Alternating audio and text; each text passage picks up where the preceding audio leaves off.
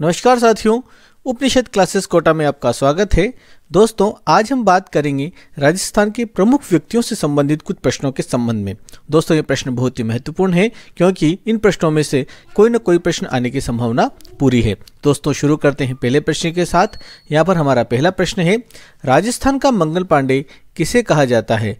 दोस्तों, हमारा आंसर हो जाएगा अमर सिंह बाठिया को राजस्थान का मंगल पांडे कहा जाता है। इनसे संबंधित एक नोट देख लेते हैं।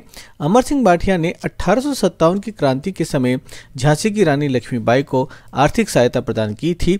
इस कारण इन्हें 1857 की क्रांति का भामाशाह भी कहा जाता है। ठीक है दोस्तों, दो नाम हो गए यहाँ पर। एक तो हो गया इनका नाम 1857 की क्रांति के भामाशाह, तो दूसरा हो गया राजस्थान के मंगल पांडे। अगला प्रश्न है, राजस्थान के प्रथम क्रांतिकारी एवं जयपुर में जन जागृति के जनक किसे कहा जाता है? तो दोस्तों, हमारा आंसर हो जाएगा अर्जुन लाल सेठी। इनसे संबंधित कुछ नोट यहाँ पर देख लेते हैं। अर्जुन लाल सेठी का एक स्टेटमेंट बहुत ही फेमस है दोस्तों, उसे एक बार देख लीजिए। यहाँ पर उन्होंने कहा था, अर्जुन लाल सेठी ने चौमुखी जिलाधीश पद का त्याग करते हुए ये कहा था कि अर्जुन लाल नौकरी करेगा तो अंग्रेजों को भारत से बाहर कौन निकालेगा। ये स्टेटमेंट बहुत इंपॉर्टेंट है, आप इसे याद रखिएगा। दूसरा इनसे संबंधित नोट है, अर्जुन लाल सेठी ने अजमेर में 1907 में जैन शिक्षा सोसाइटी तथा 1907 में ही जयपुर में जैन वर्धमान पाठशाला नाम से विद्यालय खोले थे। तीसरा यहाँ पर आ जाता है, जैन वर्धमान पाठशाला जयपुर में क्रांतिकारियों को प्रशिक्षण दिया जाता था। जैन वर्धमान पाठशाला थी, उसमें जयपुर में क्रांतिकारियों को प्रशिक्षण दिया जाता था। तीसरे प्रश्न की बात कर लेते हैं। तीसरा प्रश्न है, राजस्थान का भामाशाह एवं गांधी जी का पांचवा पुत्र किसे कहा जाता है? तो हमारा आंसर हो जाएगा जमनालाल बजाज। देखिए, दोनों प्रश्न में अंतर है। यहाँ पर कहा गया राजस्थान का भामाशाह और ऊपर जो प्रश्न था उसमें कहा गया था 1857 की क्रांति की भामाशाह। तो दोनों प्रश्नों में अंतर है। आप दोनों प्रश्नों का अंतर समझकर इसे हल करें। आगे बात कर लेते हैं चौथे प्रश्न की।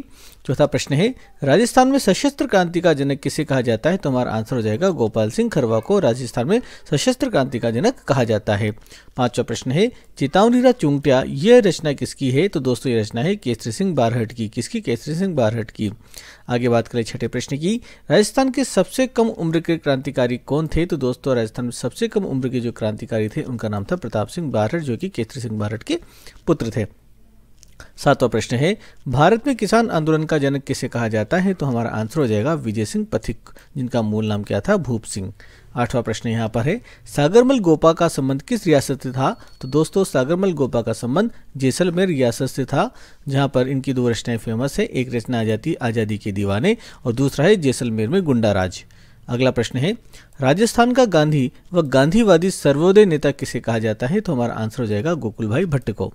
10वां प्रश्न यहाँ पर है, स्वतंत्रता आंदोलन का भामाशाह किसे कहा जाता है? तो हमारा आंसर हो जाएगा सेठ दामोदर दास राठी। सेठ दामोदर दास राठी को स्वतंत्रता आंदोलन का भामाशाह कहा जाता है। तो भामाशाह वाले तीनों प्रश्नों का अच्छी तरह देखिए और समझें। आगे बात कर लेंगे 11वें प्रश्न की। राजस्थान के एकमात्र मनोनीत एवं निर्वाचित मुख्यमंत्री जिन्हें राजस्थान का लोकनायक, शेर राजस्थान, लक्कड़ और फक्कड़ धुन के धनी कहा जाता है, वह हैं, तो हमारा आंसर हो जाएगा श्री जयनारायण व्यास। क्या आंसर हो जाएगा? जयनारायण व्यास।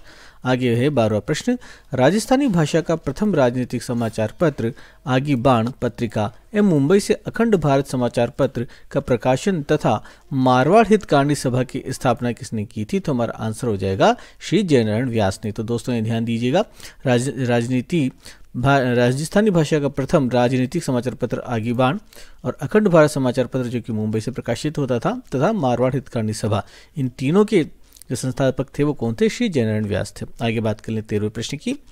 पंछीड़ा गीत तथा मेवाड़ का वर्तमान शासन नामक पुस्तक किसने लिखी थी? दोस्तों, लिखी थी श्री माणिक्यलाल वर्मा ने। किसने लिखी थी? माणिक्यलाल वर्मा ने। आगे बात करें 14वें प्रश्न की। माणिक्यलाल आदिम जाति शोध संस्थान कहाँ पर स्थित है? तो दोस्तों, ये उदयपुर में स्थित है।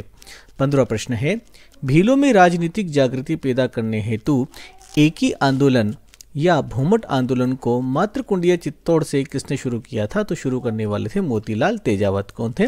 मोतीलाल तेजावत। दोस्तों, यहाँ पर जो नीमड़ हत्याकांड का संबंध भी एक ही आंदोलन से था। किससे था? एक ही आंदोलन से था। 16वां प्रश्न है, आदिवासियों का मसीहा तथा बाबूजी किसे कहा जाता था? तो हमारा आंसर हो जाएगा मोतीलाल तेजावत को।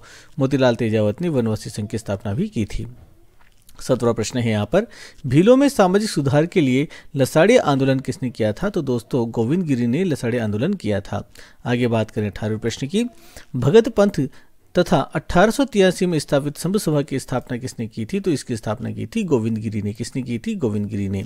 19वां प्रश्न है, आधुनिक राजस्थान का निर्माता किसे कहा जाता है? तो हमारा आंसर हो जाएगा मोहनलाल सुखाड़िया ने। किसने? मोहनलाल सुखाड़िया ने।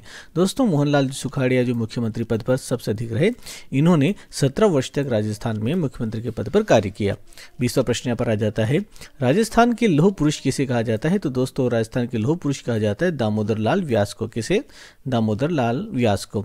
21वां प्रश्न है, बिज्जी किस साहित्यकार को कहा जाता है? तो दोस्तों, बिज्जी कहा जाता है विजयदान देथा को। किसे कहा जाता है? विजयदान देथा को। 22वां प्रश्न है, गांधी जी की मानस पुत्री किसे कहा जाता है? तो दोस्तों, गांधी जी की मानस पुत्री कहा जाता है श्रीमती सत्यभामा को। इस प्रकार से दोस्तों, यहाँ पर हमने बहुत ही कम समय में 22 प्रश्नों को कर लिया। ये 22 प्रश्न बहुत ही महत्वपूर्ण है। और यदि दोस्तों ये सभी प्रश्न आपको समझ आए हों, सही लगे हों, स्टैंडर्ड के लगे हों, तो दोस्तों आप हमारे चैनल को लाइक कीजिए, शेयर कीजिए, कमेंट कीजिए और सब्सक्राइब भी कीजिए। दोस्तों, इसमें कोई गलती हो तो आप हमें ज़रूर बताइए, ताकि हम हमारी गलती को सुधार सकें। तो दोस्तों, मिलते हैं अगले वीडियो में। तब तक जय हिंद, जय भारत।